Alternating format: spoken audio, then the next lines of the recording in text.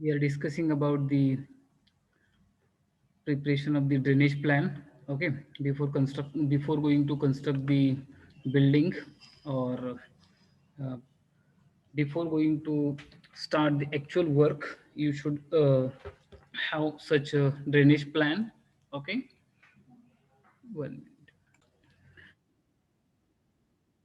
here wherever water supply is required, there you have to supply the uh, water, as well as from which point you are obtaining the wastewater. That wastewater you have to collect through the pipes, and then after that you have to release that wastewater to the uh, public sewer line. Okay, so you can see here r is indicates rainwater pipe. Here you can see if you have implemented the rainwater harvesting system, then for collecting that rainwater, we have to provide the pipes in that way. Okay, and here uh, also you have to connect the gully traps to the rainwater pipes. Okay, then after that those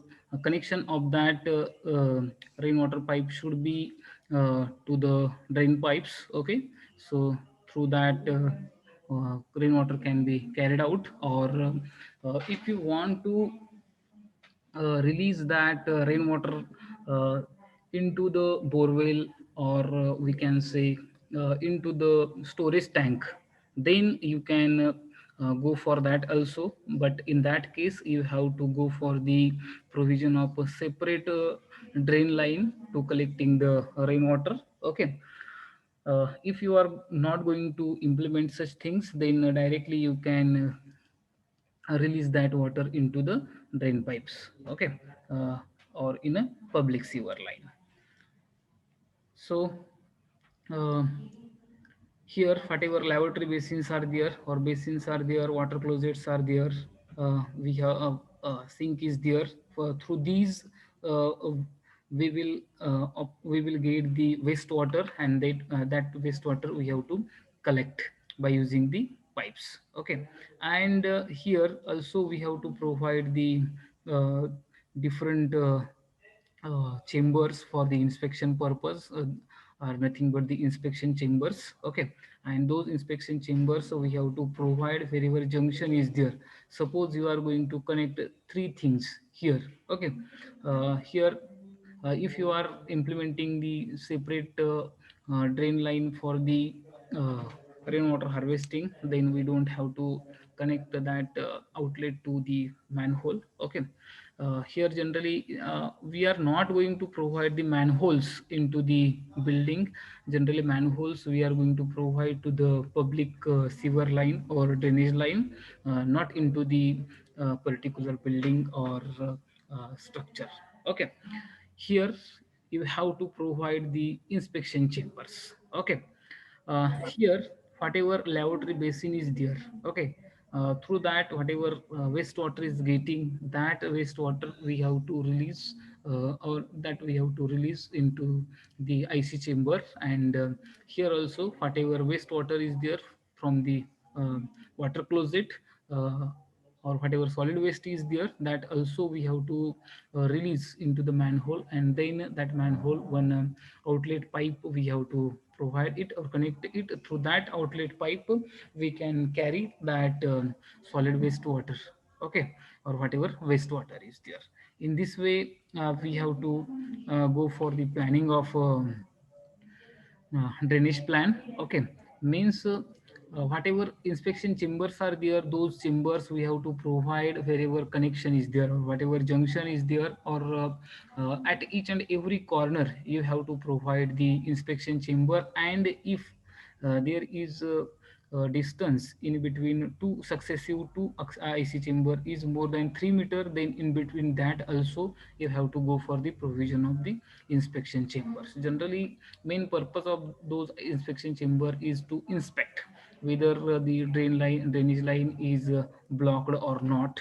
And if it is blocked, to maintain it or to remove the blockage, we have to go for the provision of the IC chambers. Generally, whatever IC chambers are there, those IC chambers are constructed by using the bricks and mortar. Okay, and one cap is provided. That cap we can easily remove it, but through that cap, whatever fall gases are there, those will not be get outside. Okay, that care has been here. That care have to be taken.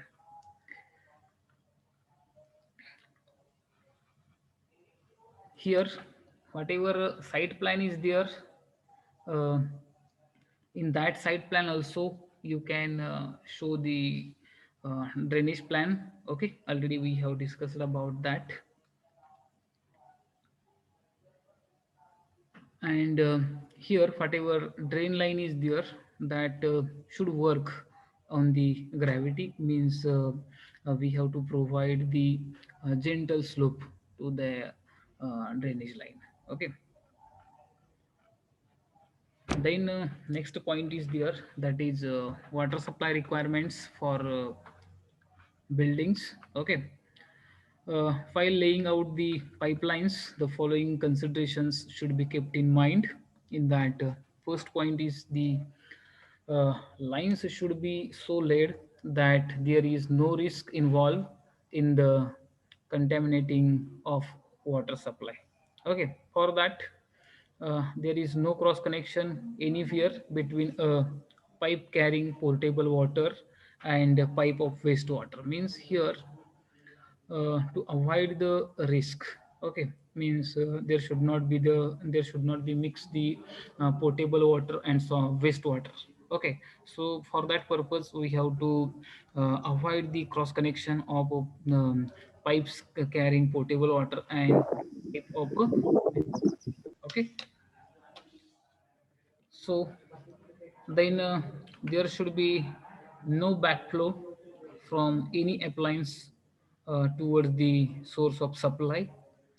Another thing is there, that is water supply pipes and wastewater pipes should not be laid very close to each other.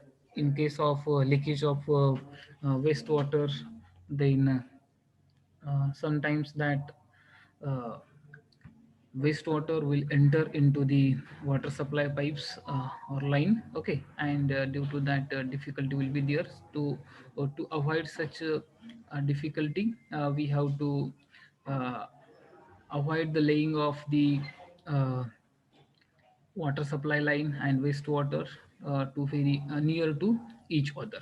Okay,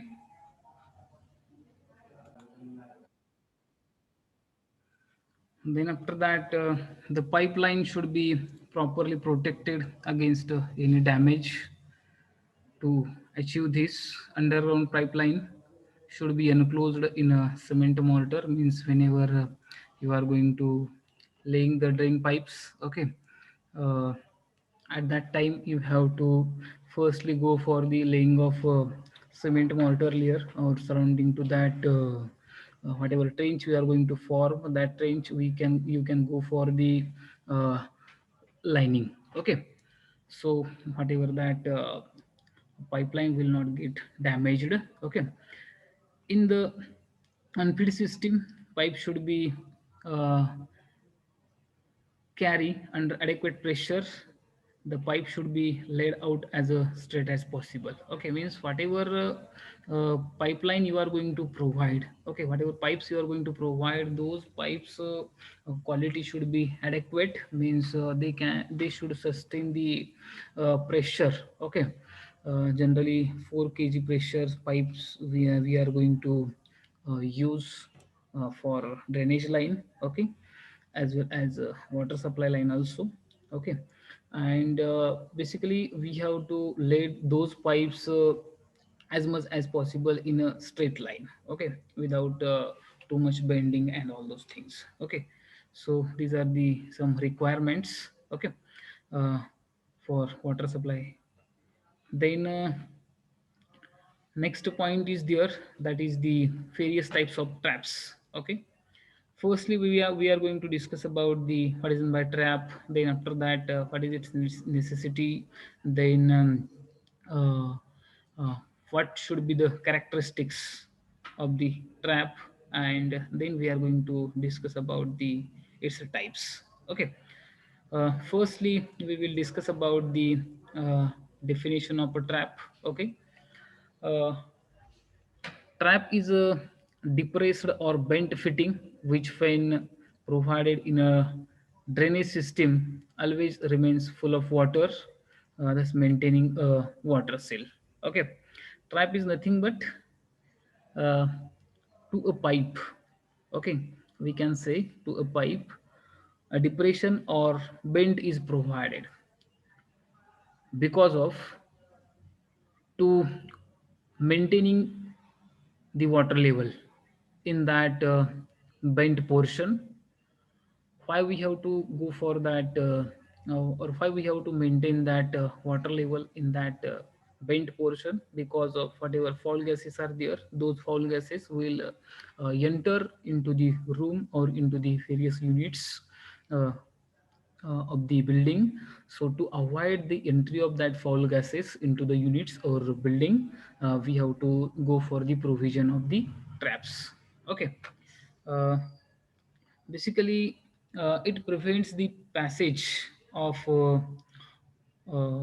passage of a foul air or gas through it, allows the sewage or wastewater to flow through it.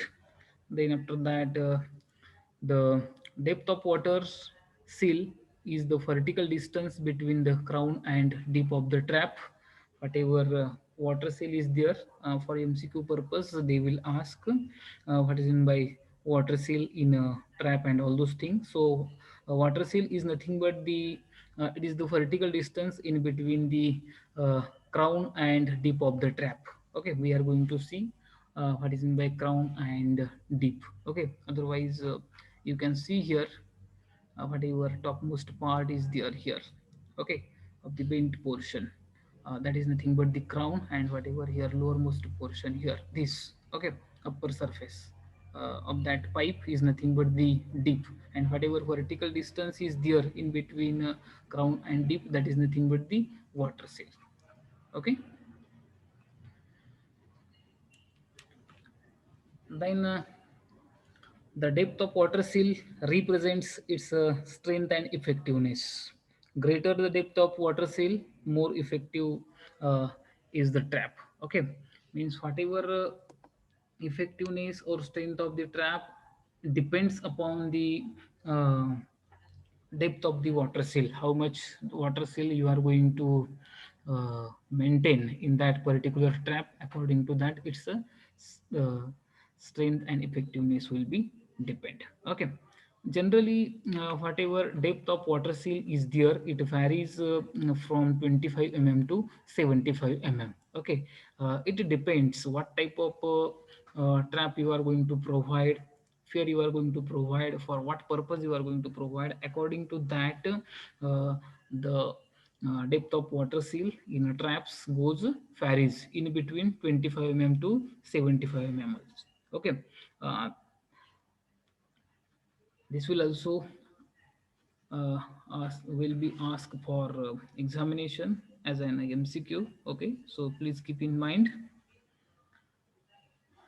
Then next point is there, causes of breaking of seal. Whatever water seal is there, it will break due to the some causes. Okay, uh, in that so many causes are there: faulty joints, crack in the bottom of seal, increase in the pressure of sewer gases, or other than these, evaporation.